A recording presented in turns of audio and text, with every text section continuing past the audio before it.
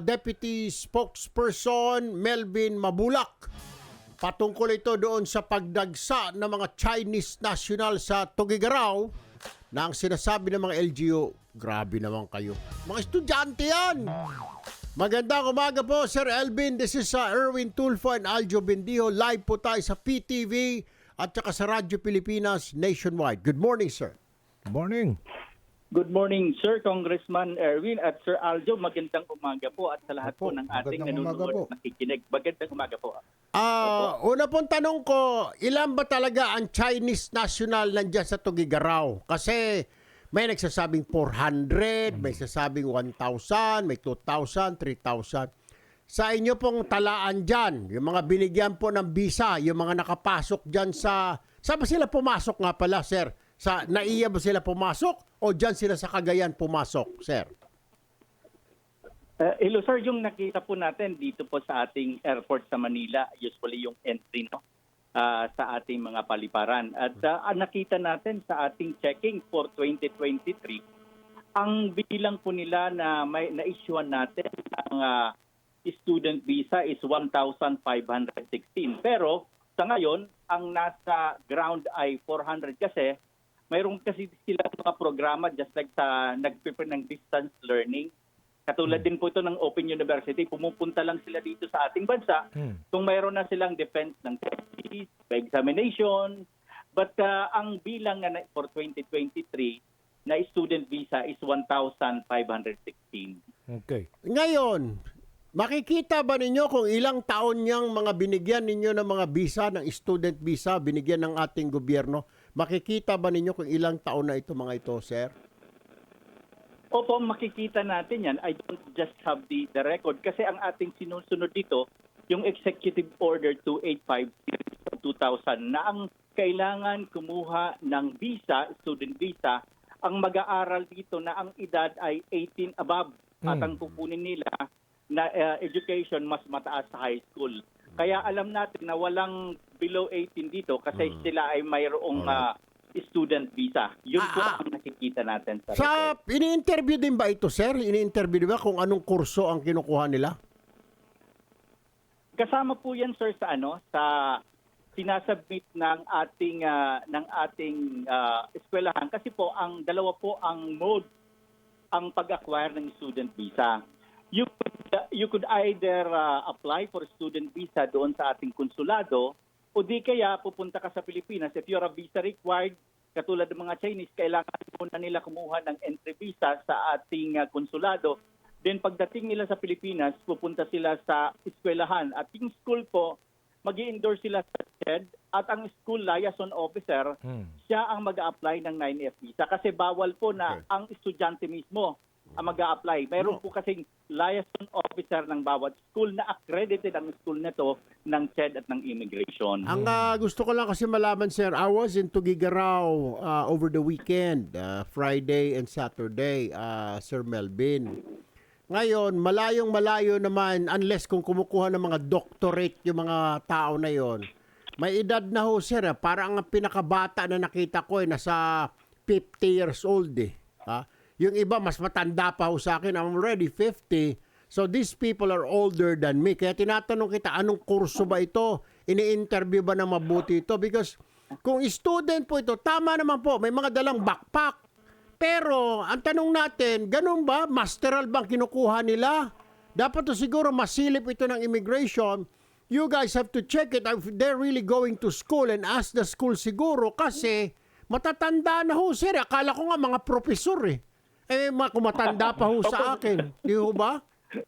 Opo, Congressman, actually ang nakita natin sa record, marami po ang kumukuha ng doctoral doon. No? Or doctoral sila, masteral. Yan po ang nakikita. I don't have the exact figure, pero ang nakita natin, mas marami talaga yung doctorate doon. Kasi yung school na ito, marami silang mga sister university, nag-engage sila ng memorandum agreement with universities doon sa China. Kaya ang nakikita natin, marami mga Chinese na andoon. Pero tapos na hindi kayo nagtataka na puro lalaki po ito, walang babae.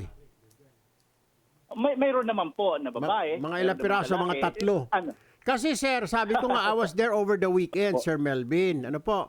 Lahat na nasalubong ko at sabi ng hotel, sa hotel po sila tumitira. Kung 2 years po yung kanilang courses, 2 years po sila sa hotel. Ang sinasabi ko lang naman po, sir, medyo hindi mo maiwasan na magduda yung mga kababayan natin because puro sila lalaki and puro sila matatanda. When we say kasi students, tayo, pag sinabi ng student, college, di ba? Nagpupunta sa Australia, US, yung mga anak natin para mag-aral. This one is doctorate, masteral, tapos dyan pa sa Tuguegarao. Bakit hindi po sila dito mag-masteral sa Davao? may St. Paul University naman dito sa Maynila? Ha? May UP, may Ateneo, may Lasal, May Jensen. in Cagayan. At saka ang alam ko, sir, meron po tayong, dyan sila dumadaan, di po ba? Correct me if I'm wrong. Bukas pa ho yung airport dyan, kaya dyan ho sila pumapasok sa Cagayan. Tama po ba? Yung sa lawag natin? Di po, dyan po sa Cagayan. Dati po Tuguegarao. ginagamit yan eh. Yung airport sa Santa Ana, dyan sila pumapasok dahil nagkakasino sila eh. Nagagamit pa rin po ba yun? Zone yun. Ha? Opo, sa CESA, parang sa CESA noon. Oh. Pero so far, sa nakita natin sa record, karamihan naman po dito talaga sa Manila yung arrival nila, yung Okay. entry nila. At karamihan po dito, sa atin kasi, kahit masteral o doctoral, ang consideration pa rin natin yan, dapat kumukuha sila ng student visa.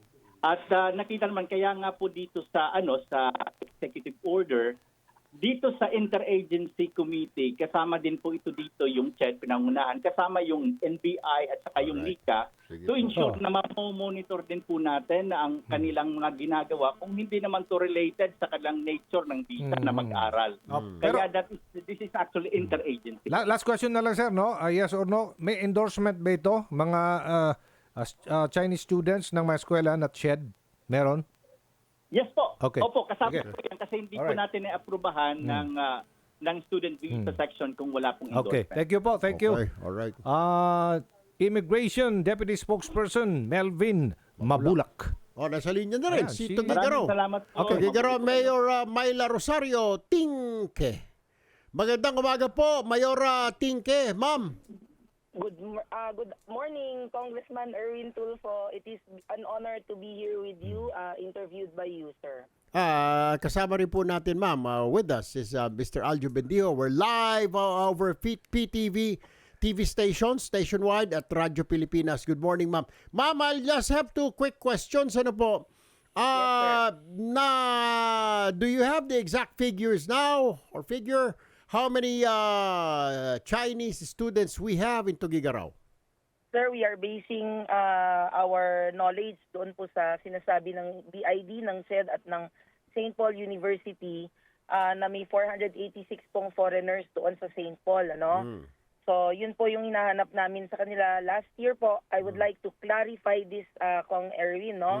Nagpatawag ako September 25 at saka December 29 sa ating kapulisan, sa ating BID, sa ating NICA, sa ating pong NBI, sa ating PIDEA.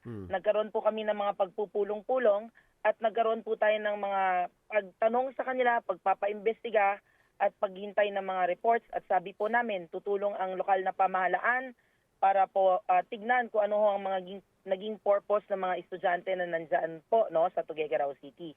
Liwanagin ko lang po yon, Kong Erwin, kasi parang ang lumalabas, walang ginawang LGU. Meron po, kaya lamang po, wala naman pong nai-report sa amin itong mga ahensya na ito na ginagawang illegal. We were also calling on the higher education institutions to ask them about the data and they told us about the numbers, but not the names. Kaya po medyo nagulat kami nung sinasabing influx, ang terminology na ginawa, dumagsa. Yun po yung sa amin, Kong Erwin. Okay, ma'am. All right. Yes, Ito sir. po, basing on my observation, I was there last week, Yes, sir. Friday, Yes, sir. Saturday.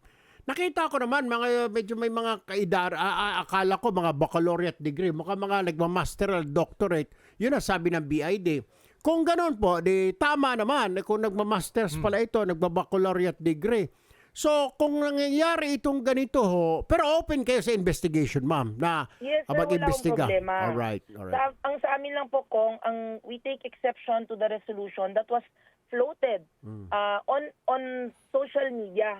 Alam niyo, sir, kami naman po, we're very open. Right. Tataka ho kami bakit ang magaling na congressman po namin sa ikatlong distrito, hindi man lang ho kami tinanong. Wala pong intragovernmental courtesy na tinatawag. Ano ho, kahit hindi niya ho kami kapartido, he could have written to us, he could have asked us, he could have asked any documents from us. In fact, his brother-in-law is vice mayor of Tuguegarao City. No? Okay.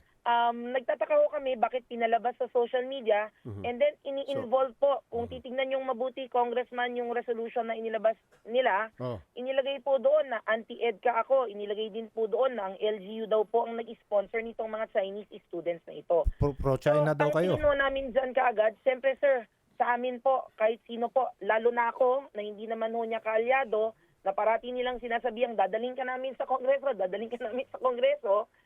para po sa amin, parang sinakyan na politika po. Tama po ang mga concern. Wala akong problema dyan. Kasi kami po mismo, September at December, nagpatawag ng Security Council meeting. Sige. Wala akong problema dyan, sir. Alright. Ang sinasabi lang po sana namin, kung magagamit po ng ganitong issue, sana po maghihinay-hinay. Dahil alam nyo, pati ako po, nagkaroon na ng racial discrimination Alam mo, laban po sa akin. Mayora, ang tingin ko rito, Yes, sir. malapit na Sir? eleksyon. Yes, sir. I think this is all about politics. It will Politics. boil Yes, down sir. to politics. Dahil, tama po ba?